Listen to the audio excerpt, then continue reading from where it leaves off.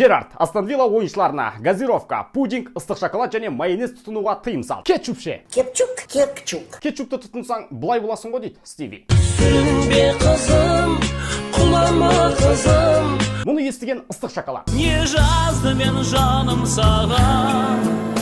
Бавария Элчи тобынан 100% нәтижемен шыққысы келеді. Тарихқа тағы да бір шедевр гол жазылды. Роберт Левандовский, Бейл, Манджукич, Роналду компаниясына қосылды. Ат айналып қазығын тапса, Роберт айналып гол соғады. Роберт Левандовский Элчи тарихындағы өз мансабында 2 мәрте 9 матч қатарынан гол соққан жалғыз ойыншы. Биылғы маусымда Элчида 5 матч 9 гол. Ал жалпы 2021 жылға бұл оның 64-ші голы. Алтын доп, қайдасың? Майкл Карриктің MU тізгініндегі алғашқы матчы. Тағы да көмекке Роналду келді. Сингіп баратыр. Роналду Элчиның осы маусымда бүкіл матчта гол соқты. 5 ойын, 6 гол. Және биыл Элчида 3 жеңісті гол соққан. Ал MU бұл турнирде осы маусымда 3 рет жеңді. Роналду жоқ, Парти жоқ. What the fuck? Айтпақшы, жалпы бұл оның 799-шы голы. Тағы бір гол, юбилей. Элчиның королі расымен. Матчтар саны бойынша, трофейлері, жеңістер саны, голдары, өз алаңдағы голдар саны, сырт алаңдағы голдар саны, плей-оффтағы голдар, финалдағы голдар, пенальтиден голдар, айып соққысынан голдар, баспен соғылған голдар, дубльдер саны, хет-трик, ассист санынан да үздік. Сен точно 36-тасың ба, Криш? Мен жасым 30-дамын. Ештен кеш жақсы. Санчо алғашқы гол соқты. 15 матчқа жет болған. Роскомздрав не запретит. Бавария MU плей-оффта. Сол қатарға енді 2 қарт қосылды. Пенсионерлер мен қарт сеньора. Чемпиондар ортан қол командада мүлдем аямады. Че там Юве? Тағы да Рон кінәлі ме?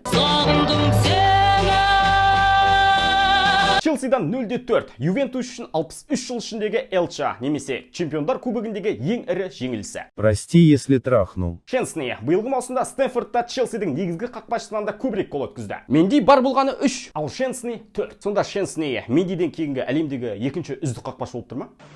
Ой, ебать, пиздец бұл өңшет қотағым жемеш. Түбінде не жатыр қызым? Барса ғой махан, Барса.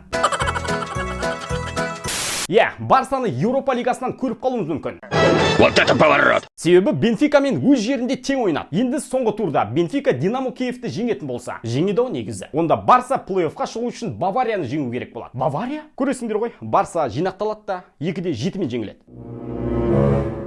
Көрінбей жатыр біраздан. Хавидің Элчидағы бастапкер ретіндегі алғашқы матчы. Әзірге белде кетпеді, белбеуде. Бірақ соңғы турда явны біреу кетеді. Тек жеңіс қажет. Әйтпесе Барса жанкүйерлері былай болмақ.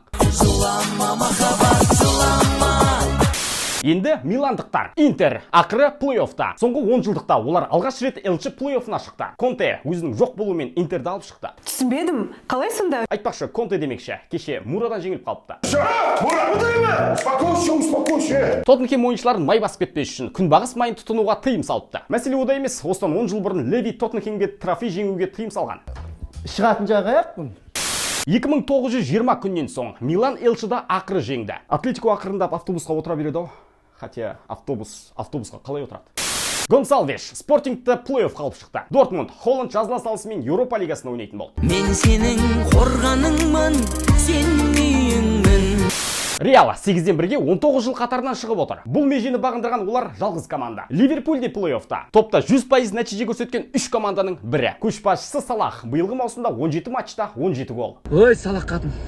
Екі шіріген бай кездесті. Сити, ПСЖ. Топтан кім бірінші орынмен шығады деген сауалға талас. Қаланың жігіттері өз деңгейін көрсетті. Ман Сити плей-оффта. Олар 5-ші рет қатарынан топтан бірінші орынмен плей-оффқа шығып отыр. Шықтың үйден формамды үтіктеп. ПСЖ-ның Элчида сырт алаңда жеңбегеніне 4 матч болыпты. Ал Мбаппенің Элчидағы 50-ші матчы. Және кеше мұндағы 29-ші голын соқты. Неймарға не болғаны түсініксіз соңғы уақыттарда. Ал Месси алаңда Нантты іздеді. Қысқасы, кеше үшеуі өз-өзіне ұқсай қоймады. Біздің түрімізге 1 минут мұқият қарабаңыздаршы, 1 минут. Сол қайды кетпей жатқан уақыт өзі. Аякс тағы жең. Нидерланд тарихында Элчидің алғашқы 5 матчын жеңген тұңғыш команда. Ал Себастьян Алле Элчи тарихында алғашқы 5 матчта 9 гол соққан бірінші ойыншы. Ол Холландтың рекордын жаңартты. Не деген арыстан еді мына жолбарыс. 5-ші турға қорытынды осы. Маңызды матчтарды ғана айттық. Топтық кезең аяқталуға жақын. Плей-оффқа тағы кімдер шығады? Коммент қалдар. Келесі кездескенше. Сау!